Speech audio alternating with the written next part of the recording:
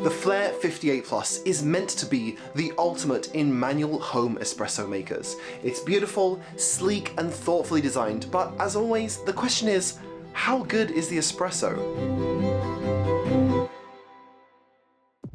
I want to say thank you to Flair for sending me this to review. I did receive the product for free, but I'm not being paid, and Flair agreed to my conditions of not having any say over the editorial or even getting to see the video before it's released. So let's jump into it. My first impression of unboxing this machine is that so much care has been put into the Flair 58 Plus. The build is super solid and feels like it is impossible to break. And the box contains a lot of little extra parts like this beautiful magnetic shot mirror, a puck screen and a palm tamper, which are nice little extra touches to make this feel like a premium product. The portafilter handle looks very pretty, but it's suddenly a lot lighter than I expected from looking at it. It still does feel quite solid, and I like that they default to a bottomless. I've had to buy several different bottomless portafilters in my time for different machines, and I almost always use one, so it's good to see that as a standard here. Putting it together takes very little time with the included Allen key for connecting the parts, and if you wanted this for your portable espresso setup, it's reasonably compact, though still quite long,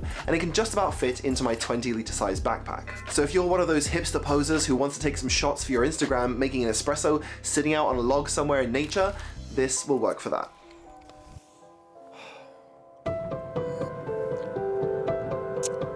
Okay, is that enough for the video? All right, I'm going back inside. Why would anyone do this? It's freezing! So I'm gonna pull a shot here and show you the workflow I use with the 58 Plus, and then I have a few thoughts.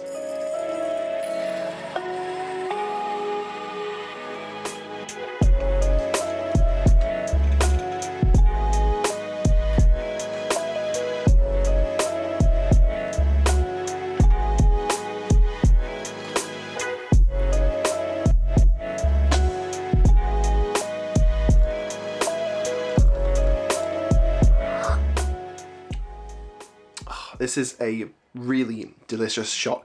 I'm using some Cup of Excellence coffee from Dubov in Spain, where I was last month. Really amazing coffee, and the Flair 58 Plus has pulled an excellent shot. Very balanced, and of course working with the DF64V grinder that I did a review of recently. Now, some of the tech in this device explains how this machine is able to get as good of a shot, if not even better, than other machines that cost a lot more and have closed boilers. First, the group is independently heated by this little plug here.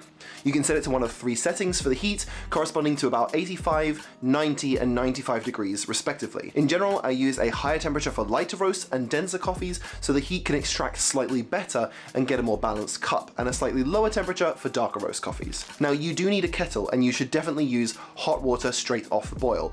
Always only boil once. If you boil it and then take it off for too long, you should throw that water out and boil again. Twice boiled water tastes different, just trust me on this. I have this Cosinair kettle that can heat to a specific temperature, but just off boil on a standard kettle can also work fine if you don't have a fancy pants one like this. In my experience, the temperatures are quite reliable and the espresso comes out hot, but the issue with open boilers is always how long of a shot they can actually pull. The good news is that the top cylinder here can hold around 90 mils of water, so it's more than enough to saturate your puck and pull some long espresso shots. In my testing, the longest shot I've been able to pull was about 56 grams, which is just enough for a 1:3 ratio lungo shot with 18 grams of coffee in before the plunger hits the bottom. I usually have an espresso or a slight ristretto shot if I'm having it with milk, and also I had a really nice 1:3 ratio shot over the holidays after someone got me a nice geisha bean for Christmas. So this hasn't been an issue for me. But let me know in the comments if you like shots longer than 1:3 ratios and why. There's also this pressure gauge here, which is very handy to keep an eye on as you manually apply pressure with your hand. I'm torn between looking at this and looking at the shot mirror to see those gorgeous drips of espresso. And the shot mirror is something that I never want to be without again. It neatly affixes to the side using a magnet, which is very classy. I did have a bit of an issue with the shot mirror losing tension and sliding down, but if you rotate it around the cuff, it regains that tension. This is still dripping. Actually, I always do this a few times afterwards to get a really dry puck, and then it's much easier to knockout. The pressure you put on the puck also declines over time like many lever machines, so you can choose to push harder as the puck disintegrates to maintain a constant flow rate, or you can slow down and watch the pressure ramping down. This mimics a spring lever machine like the Nuri one I have on my table here.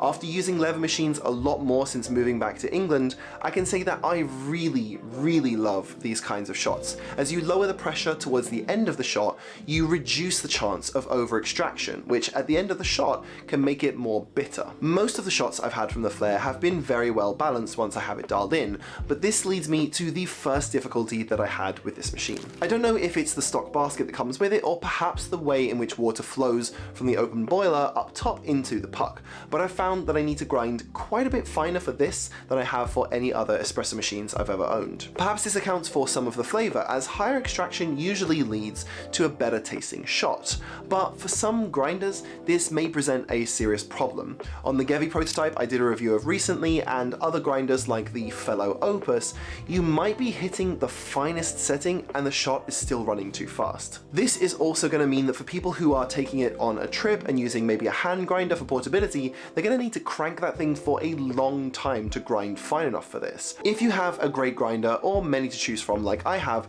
this isn't a problem and may even make your coffee taste better overall by being able to grind finer to meet conventional shot timings, but it is something to take note of. As espresso nerds are always copy pasting into coffee lover groups, you should spend as much money on your grinder as you can possibly afford. The next issue is how small the landing zone is for the coffee. I think the mat here has a very thoughtful design for this, as the landing zone lines up right under here for this little plus sign, but it is still tiny and you won't be able to see that if you're using a scale. I can't fit my D-Fluid scale under here, which is a shame, and I think it is designed specifically to be the right size for something like the Acaia Luna scale, which is a very nice scale that also costs about £300, which is roughly half the price of this entire coffee maker. I'm not sure how Flair would fix this issue without making a coffee machine wider, which would make the design a little bit less cool, so I guess this is just a trade-off. I don't like to eyeball my shot volumes, but I can get around this a little bit by pulling my shot into a specific cup, like these Kruve Propel espresso cups, and hope to hit more or less the volume that I'm looking for,